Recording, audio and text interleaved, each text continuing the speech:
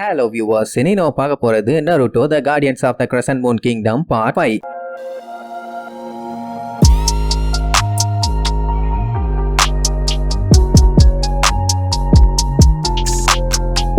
Open பண்ணா போன பாட்டுல நம்ம கக்காஷி கண்ணு முன்னாடியே கேப்டன் கொரேகாவை கல்லாமத்தி அடிச்சு அங்கேயே காலி பண்ணிட்டானுங்கல்ல. அதை பார்த்து அவனுக்கு டீம் ஆளுகள்லாம் ஷாக்ல இருக்கும் போதே அந்த கோங்கோ என்ன பண்ணிடுவான், அவங்க எல்லாத்தையுமே கண்ட மேனிக்கு அட்டாக் பண்ணி கடலை தூக்கி வீசிட்டு அந்த பொடிப்பைய ஹிக்கருவை பிடிக்க நேரம் அவன் பக்கத்துல போவான். அவன் ஸ்ட்ரெயிட்டா அவனோட அம்ப நடு மண்டையிலேயே விடுவான். ஆனா அதனால அவனுக்கு என்ன ஆக போகுது, சோ இழிச்சுக்கிட்டே பக்கத்துல வருவான். இங்க நம்ம சாக்குரா எல்லாம் பயங்கரமா அடி வாங்கி கிடப்பான். இந்த அளவுக்கு அவனுக்கு அடிப்பானுங்கன்னு எதிர்பார்க்கவே இல்லை. சோ அங்க சாக்குராவை போட்டு தள்ள போறாங்க. இங்க கக்காஷியை கம்ப்ளீட்டா அவன் கல்லா மாத்த போறான். அதே நேரம் ஹிக்கருவையும் பிடிக்க போறாங்க. இந்த சம்பவம் திடீர்னு கத்துற சவுண்ட் யாரா அதுன்னு பார்த்தா நம்ம நருட்டோ. அவன் கண்ணு முன்னாடி அவன் டீம் ஆளுகெல்லாம் அடி வாங்கினாங்கல்ல. அதை பார்த்த உடனே பயலுக்கு பயங்கரமா வெறியாகி அந்த நைன் டெயிலோட பவர் வெளியில வந்துருச்சு. உடனே அவன் ஃபர்ஸ்ட் அந்த கோங்கோவை தான் ஒரு மிதிப்பான். அப்படி அவன் மிதிச்சதுக்கே அவன் தண்ணிலேயே 10 பல்ட்டி அடிச்சு போய் பொத்துன்னு விழுவான். அதுக்கப்புறம் ஒரு அடி அடிப்பான். அப்படியே திருச்சடிச்சு கரையில போய் சொத்துன்னு விழுவானா. அதை பார்த்துட்டு ஹிக்கரு பயங்கரமா ஷாக் ஆயிருவான். என்ன நருட்டோ இவ்வளவு ஸ்ட்ராங்கா இருக்கான்னு. அந்த கோங்கோ நருட்டோ கிட்ட இருந்து தப்பிக்கிறதுக்கு அப்படியே முக்கு எஸ்கேப் ஆகி போயிட்டு இருப்பான். உடனே அந்த கரண்பனா என்ன பண்ணிடுவா, கோங்கோவை காப்பாத்துறதுக்காக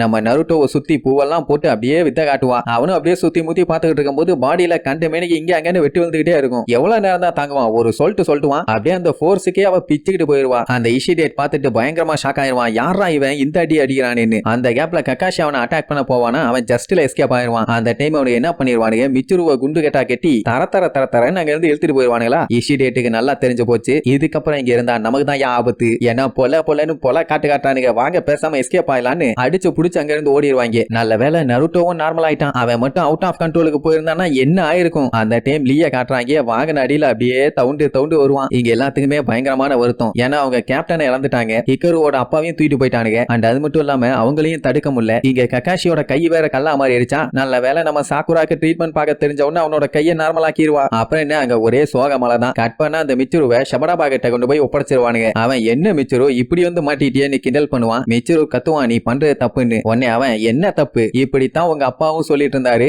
அதான் ஒரே போடா போட்டு அனுப்பி வச்சாச்சு இல்ல. அவரும் இப்படித்தான் பேசிட்டு இருந்தாரு, மக்களுக்கு அதை செய்வேன் இதை செய்வேன், டாக்ஸ் எல்லாம் குறைக்க போறேன் அப்படி இப்படின்னு சொன்னாரு. இதெல்லாம் லூசுத்தனமா இல்லையான்னு சொல்லும் போதே மிச்சுருக்கு புரிஞ்சு போச்சு அவங்க அப்பா என்ன ஐடியால இருந்திருக்காருன்னு. அண்ட் அது மட்டும் இல்லாம இன்னொரு விஷயத்தையும் சொல்லுவான், இந்த நாடு பயங்கர வளமான செழிப்பான நாடு. அந்த வளம் எல்லாத்தையுமே அவர் மக்களுக்காண்டி யூஸ் பண்ணணும்னு தான் நினைச்சாரு. அது மட்டும் இல்லாம இந்த மக்களை ப்ரொடெக்ட் பண்றதா நம்ம டியூட்டி, அண்ட் அவங்க தான் நம்ம சொத்துக்கள் அப்படி இப்படின்னு அவர் மக்களுக்கு நல்லது பண்றத பத்தி பேசின உடனே அவனால தாங்கிக்க முடியல. அவனை பொறுத்த வரைக்கும் எல்லாமே காசு பணம் துட்டு மணி டப்பு, இந்த உலகத்துல காசு தாண்டா எல்லாமே லூசு, அது அந்த மனுஷனுக்கு புரியவே இல்லாமானா. அப்படின்னா உனக்கு பணக்காரன் ஆகணுமான்னு கேட்டா அதுக்கும் மேலடா அப்படி இப்படின்னு பயங்கர பணத்தாசையில பேசுவான். உடனே அவன் ரொம்ப ஃபீல் பண்ணி, ஆட பாவி பயலே, அதுக்காக வாடா எங்க அப்பாவை கொன்னேன்னு கேட்பான். அதான் அவரு செத்துட்டாரு, இனிமேட்டு இந்த கண்ட்ரிய பாத்துக்க யார் இருக்கா, அதனால நான் தான் இனிமேட்டு கிங்கும்பா. நிச்சரு காண்டா, இன்னும் நான் தான் கிங்கும்பா. கண்ணா நீ இப்ப இருக்க நிலைமையில இப்படி எல்லாம் பேசலாமான்னு கேட்பான். ஐயோ ஓவரா பேசிட்டோமோ, என்ன பண்ண போறான்னு தெரியலேன்னு முழிப்பான். அப்படியே கட் பண்ணி ஹிக்கருவை காட்டுறாங்க. அவன் அங்க சோகமா உட்காந்துட்டு இருப்பான். அந்த டைம் வெளியே போன கக்காஷி மேட்டர் எல்லாம் சொல்லுவாரு. என்னன்னா அவர் நைஸா கோட்டைக்குள்ள போய் எப்படியாச்சும் மிச்சுருவை காப்பாத்தி கூப்பிட்டு வந்துடலான்னு ட்ரை பண்ணாரு. ஆனா அங்க செக்யூரிட்டி ரொம்ப டைட்டா இருந்ததுனால அவரால் எதுவும் பண்ண முடியல. அண்ட் இன்னொரு மேட்டர் என்னன்னா, இவங்களுக்கு இப்ப டைம் இல்ல,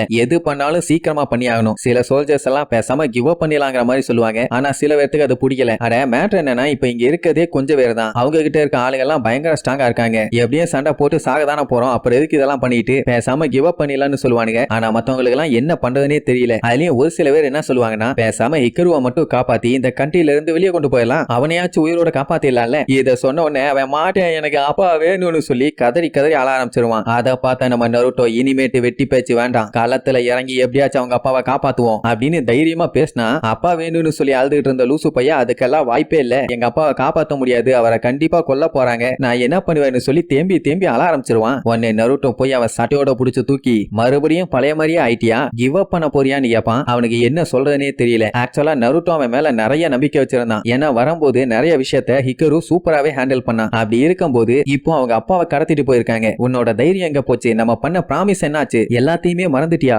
இதோட எல்லாத்தையும் விட்டுட்டு ஓட போறியா, உங்க தாத்தா உங்க கையில ஒப்படைச்ச இந்த பிரீஷியஸான விஷயத்தை விட்டுட்டு போறியா, சொல்லுடா சொல்லுன்னு நாக்க புடுங்குற மாதிரி 4 கேள்வி கேட்டு அவனே அழுக ஆரம்பிச்சிருவானா. உடனே ஹிக்கருக்கு வெறியாயி, நான் என் அப்பாவை காப்பாத்த போறேன்னு கெத்தா சொல்லுவானா. உடனே நருட்டோக்கும் செம ஹாப்பி, வா போகலாம்பா. அங்க இருக்க மிலிட்டரி ஆளுங்க எல்லாம் அவசரப்படாதீங்க, உங்க உசுருக்கு ஆபத்தும் பானுங்க. ஆனா நருட்டோ நீங்க ஒண்ணு கவலைப்பட வேண்டாம், எனக்கு என்ன ஆனாலும் சரி நான் அவனுக்கு எதுவும் ஆகாம பாத்துக்குவேன், இது சத்தியம்னு சொல்லி நம்மால கேத்தா சொன்ன உடனே சார் ரைட் ஒரு கை பாத்துலான்னு அம்புட்டு ரெடி ஆயிருவாங்க. ககாஷி என்ன சொல்லுவான், நம்ம செத்து போன கிங்குக்கு ப்ராமிஸ் பண்ணிருக்கோம், சோ அதை நிறைவேற்றணும்னு சொல்லி பேசிட்டு இருக்கும் போது திடீர்னு ஏதோ ஒண்ணு வருமா, எல்லாம் பார்த்து ஷாக் ஆவாங்க. அது என்னன்னு பார்த்தா அந்த சமுவும் கிக்கியும் எப்படியோ மோப்பம் முடிச்சு வந்துட்டாங்க. இவங்க மட்டும் இல்ல, மொத்த சர்க்கஸ் குரூவுமே அங்கதான் வந்திருப்பாங்க. வந்த உடனே அந்த சர்க்கஸோட ஓனர் போட்டு கத்துன்னு கத்திட்டு இருப்பான். அட பேலஸ்க்கு போனா காசு தரேன்னு சொல்லி இருந்தாருல, அதை நம்பி இவனும் மேலதாளத்தோட பேலஸ்க்கு போயிருக்கானுங்க. அங்க சோல்ஜர்ஸ் எல்லாம் அவங்க செருப்ப வாலியை கவ கொடுத்து சிவனிலேயே அடிச்சு அனுப்பி விட்டுருக்கானுங்க. ஏன்டா ஏன் இந்த மாதிரி பண்ணி விட்டீங்க, கொஞ்சம் விட்டுருந்தா அவங்க இந்த அனிமல்ஸ் எல்லாத்தையுமே கொன்றுப்பானுங்க, அதனாலதான் நாங்க அடிச்சு புடிச்சு இந்த காட்டுக்குள்ள எஸ்கேப் ஆகி வந்துட்டோம். நம்ம போட்ட அக்ரிமெண்ட்ல இந்த மாதிரி எதுவுமே இல்லையாடா, காசு கொடுக்கறதா தானே சொன்னீங்க, அதுக்காக தானே நாங்க இந்த ஐலாண்டுக்கே வந்தோம், இப்ப இப்படி பண்ணிட்டீங்க, அப்படி என்ன பஞ்சாயத்து தான் போயிட்டு இருக்குது, ஒழுங்கா சொல்லுங்க அப்படின்னு கண்ணில படுறவங்க எல்லாத்திட்டையுமே விடாம கேள்வி கேட்பான். உடனே ககாஷி மேனேஜர் மேனேஜர் மேனேஜர், இப்போ உங்களுக்கு காசு கிடைக்கணும் அவ்வளவுதானே, அதுக்கு என்கிட்ட ஒரு வழி இருக்குமா. அப்படியே கட் பண்ணி கோட்டையோட டாப் ஃப்ளோரை காட்டுறாங்க. அங்க ஒரு பலகையை வச்சு அந்த பலகை மேல நம்ம மிச்சுருவை ஏத்தி விட்டுருவானுங்க. என்னன்னா அந்த ஷபடபாக்கு இவனை ஒரே போடா புட்டுன்னு போட்டா அவன் பட்டுன்னு போயிடுவான். ஆனா அதுல என்ன கிக் இருக்கு, கிரிமினல்ஸை எப்படி கொல்லுவோமோ அதே மாதிரி இவனுல கொன்னாதான் எனக்கு நிம்மதியா இருக்கும்னு அங்க இருக்க பலகையில ஏத்தி விட்டு கண்ணுல இருக்க கட்டை கழட்டி விடுவானுங்க. பார்த்தா பயங்கரமான ஹைட், கழுத்துல வேற கைத்த போட்டு வச்சிருக்கானுங்க. கீழே விழுந்தாலே போதும் நாக் அவுட் தான். அண்ட் அது மட்டும் இல்லாம ஒரே இடத்துல நிக்கவும் விட மாட்டானுங்க, கைத்த போட்டு சுத்திட்டே இருப்பானுங்க. சோ நேரா நடந்துதான் ஆகணும். ஷபடபா பார்த்துட்டு எப்பா மிச்சிரோ உடனே விழுந்து தொலைஞ்சிடாத, அப்புறம் இவ்வளவு கஷ்டப்பட்டு உனிய ஏத்தி விட்டதுக்கு ஃபன்னே இல்லாம போயிடும், அப்படியே கடைசி வரைக்கும் கொஞ்சம் த்ரில்லு கொடுத்து சாவு,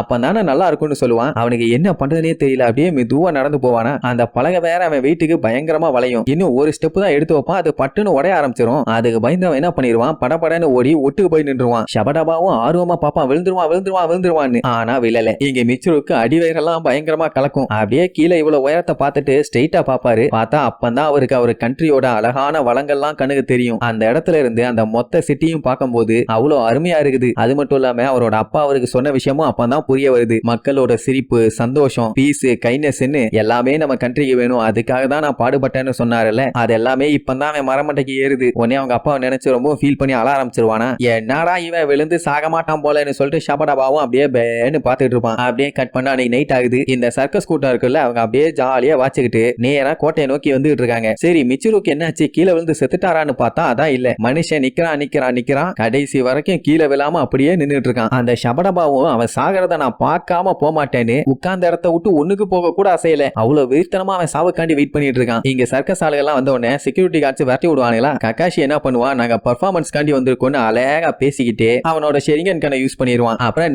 இனி உள்ள வந்த மாதிரி தானே, இங்க இஷிடேட் அவன் ஆளுகளோட வந்து பார்த்து என்ன நடக்குதுன்னு கேட்பான். இவனை ஒரேடியா போட்டுட்டா அதுல என்னப்பா பண்ணு, அதனாலதான் இப்படி வச்சு என்ஜாய் பண்ணிட்டு இருக்கான்பா. மீசக்காரனுக்கு லொல்லு கொஞ்சம் ஜாஸ்தி தான். இங்க இந்த சர்க்கஸ் கூட்டம் அப்படியே உள்ளுக்குள்ள வரத பார்த்த உடனே எல்லாத்துக்கும் பயங்கர ஷாக்கு, இவங்களை எப்படி உள்ள விட்டாங்கன்னு. உடனே வெளியில துரத்திடலான்னு சொல்லும் போது ஷபடபா வேண்டாம்பா, ஏன்னா ரொம்ப நேரமா அங்கேயே உட்காந்து அவனுக்கு போர் அடிச்சு போச்சு, சோ என்டர்டைன்மெண்ட் தேவையில்ல, அவங்க பர்ஃபார்ம் பண்ணட்டும்னு சொல்லி 50 பேர் மேல இருந்து சர்க்கஸை பார்க்க ஆரம்பிச்சிருவாங்க. அதாவது எல்லாரோட கவனமும் இப்ப சர்க்கஸ் மேல மட்டும்தான். சொல்ல போனா செக்யூரிட்டி கார்ட்ஸ் முத கொண்டு இப்ப சர்க்கஸை தான் போக்கஸ் பண்ணிட்டு இருக்காங்க. அந்த கேப்ல நம்ம ஆளுங்க பூரா உள்ள என்டர் ஆயிருவாங்க, அதுவும் சீக்ரெட் ரூம் வழியா. அப்போ ஹிக்குரு நல்லா அம்பு விடுறான்ல, அதை பார்த்த சோல்ஜர் என்ன பண்ணிடுவான், அவனுக்கு நெஜ அம்ப சின்ன சைஸ்ல அவனுக்கு ஏத்த மாதிரி ரெடி பண்ணி கொடுத்துருவான். இதை நீங்க யூஸ் பண்ணுங்க பெர்ஃபெக்ட்டா இருக்கும்னு. அவனுக்கும் பயங்கர ஹாப்பி, வாங்கிக்குவான். அப்புறம் என்ன எல்லாம் அடிச்சு புடிச்சு எப்படியாச்சும் மிச்சுருவ காப்பாத்தி ஆகணும், அவரு டாப் ஃப்ளோர்ல தான் இருக்காரு, அதுவும் ரொம்ப கிரிட்டிக்கலான நிலைமையில சட்டு புட்டுன்னு காப்பாத்தி ஆகணும்னு சொல்லி எல்லாம் அழகா மறைஞ்சு மறைஞ்சு போவாங்க. சோ அப்படி உள்ள போனதுக்கு அப்புறம் வெளியில இருக்க ககாஷிக்கு இன்ஃபார்ம் பண்ணுவாங்க. அவன் கிளைமேக்ஸ் பர்ஃபார்மன்ஸை காட்டிலான்னு சொல்லி அவனோட வாட்டர் ஜுட்ஸுவை யூஸ் பண்ணி வெளியில இருக்க சோல்ஜர்ஸ் எல்லாத்தையுமே அடிச்சு திரிக்க விடுவான். அதை பார்த்த உடனே ஷபடபாக்கு தெரிஞ்சு போச்சு அவனுக்கு வந்துட்டானுங்கன்னு. உடனே இஷிடேட் கிட்ட அட்டாக் பண்ண சொல்லி அனுப்பி விடுவானா. அவன் ஆளுகளோட கிளம்பிடுவான். இங்க பார்த்தா வெளியில சர்க்கஸ் கூட்டம் ஒரு சைடு வேற லெவல்ல அட்டாக் பண்ணிட்டு இருப்பாங்க. அதுவும் மனுஷங்களா அட்டாக் பண்ண மாட்டானுங்க, அந்த அனிமல்ஸுங்க தான் வேற லெவல்ல சம்பவம் பண்ணுங்க.